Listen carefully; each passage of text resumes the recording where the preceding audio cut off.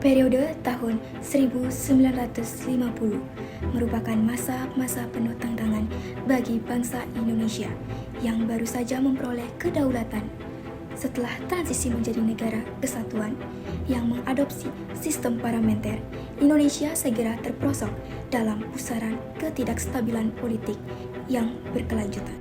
Kabinet pemerintahan berganti dengan sangat cepat, seringkali hanya bertahan sebentar sebelum jatuh akibat mosi tidak percaya. Sementara itu, kekuatan-kekuatan politik besar yang didukung berbagai partai sibuk dengan persaingan kepentingan ideologis. Di tengah kekacauan ini, masyarakat mendambakan adanya arah dan kepastian dari negara. Untuk mengatasi kebutuhan konstitusional ini, dibentukkanlah Badan Konstituante melalui hasil pemilihan umum tahun 1955 dengan tugas utama merancang Undang-Undang Dasar yang baru.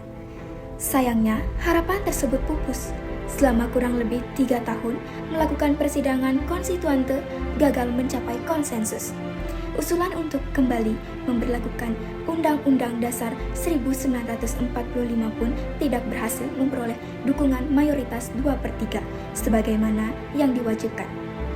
Situasi yang buntu ini merupakan memperburuk krisis kepercayaan rakyat, menurun drastis, rencana pembangunan menjadi tidak jelas, dan Indonesia menghadapi persimpangan sejarah yang krisis.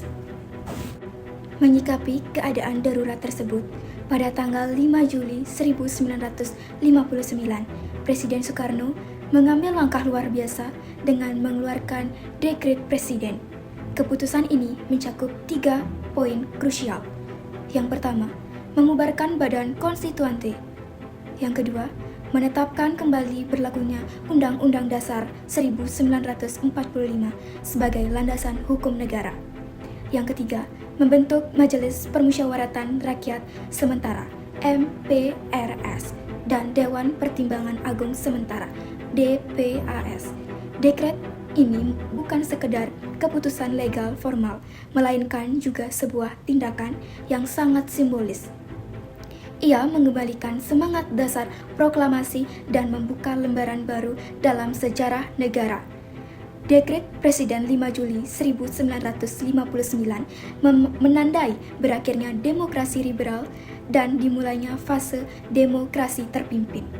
Presiden Soekarno kemudian mengambil alih kepemimpinan secara lebih dominan dalam menjalankan pemerintahan dengan tujuan utama mengonsolidasikan kekuatan nasional untuk menghadapi berbagai ancaman dari dalam maupun luar negeri. Dalam era ini, negara berupaya keras menemukan stabilitas melalui kolaborasi antara elemen-elemen nasionalis, kelompok agama, dan kekuatan nasional lainnya. Peran dan kewenangan partai politik diatur ulang, dan struktur pemerintahan diarahkan untuk mencapai keselarasan antar kekuatan bangsa berdasarkan semangat gotong royong dan semangat revolusi di bawah pemimpinan tunggal. Peristiwa 5 Juli 1959 ini merupakan momen penting dalam sejarah ketatanegaraan Indonesia. Di tengah badai politik, keputusan tersebut dipandang sebagai upaya penyelamatan mendesak demi menjaga integritas bangsa. Meskipun metode yang diterapkan berbeda total dan periode sebelumnya, fase ini berhasil memperkuat identitas nasional dan lembaga-lembaga negara. Dari perjalanan sejarah ini, kita memahami bahwa setiap kebijakan besar selalu membawa konsekuensi yang mengajarkan pentingnya menjaga keseimbangan antara hubungan akan stabilitas negara dan prinsip-prinsip dinamika demokrasi.